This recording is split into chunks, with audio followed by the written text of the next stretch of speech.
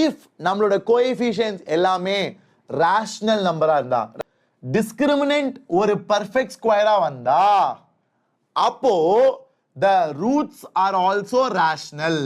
Discriminant is not a perfect square. ஐயோ, discriminant வந்து perfect square இல்ல, but your discriminant is not a perfect square.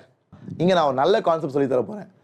if ABC are real numbers, நம்ம கிட்ட ஒரு quadratic equation இருக்கு, ax square plus bx plus c equal to 0. இதான் நம்ம கையில இருக்க quadratic equation. சரியா? இதான் நம்ம கையில இருக்க quadratic equation. so இது coefficients யாரு? coefficients தான் ABC.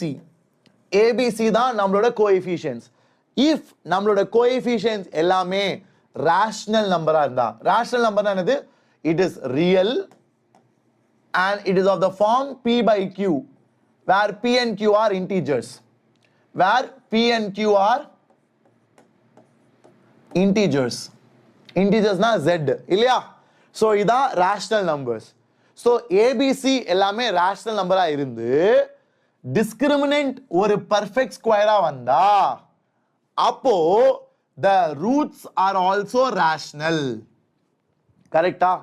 ஆமா தானே? ஏன்னா discriminant perfect square, அப்ப root எடுத்தா அதுவும் rational numberா வரும் இல்லையா?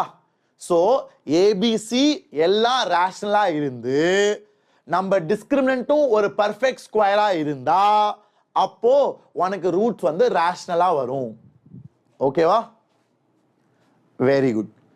அடுத்தது இது முடிச்சாச்சு, ரொம்ப ஈஸி, எல்லாருக்கும் புரிஞ்சாச்சு. அடுத்தது சார் அதே போல ABC rationalா இருந்து, இதே மாதிரி rationalனா real numbers of the form p by q, where p and q are integers and q should not be 0. அதான் rational numbers. okay, so if ABC, the coefficients of our polynomial are rational and discriminant is not a perfect square. ஐயோ, discriminant வந்து perfect square இல்ல, அப்போ root எடுத்தா it will be irrational. கரெக்டா? அப்போ root எடுத்தா it will be irrational. got it? did you all understand? yes, very good. so my dear boys and girls, in the case you will have conjugate irrational roots.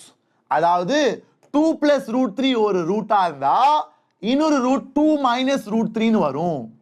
இதுக்கு பேர் தான் conjugate irrational roots. மாசா எப்போ? when ABC are rational but your discriminant is not a perfect square. discriminant perfect square இருந்தா rational roots, discriminant perfect square இல்லாட்டி இந்த மாதிரி ரெண்டு பேர் conjugate பேரா வரும். 2 plus root 3, 2 minus root 3, 1 minus root 2, 1 plus root 2, அந்த மாதிரி ஒரு பேரா வரும்.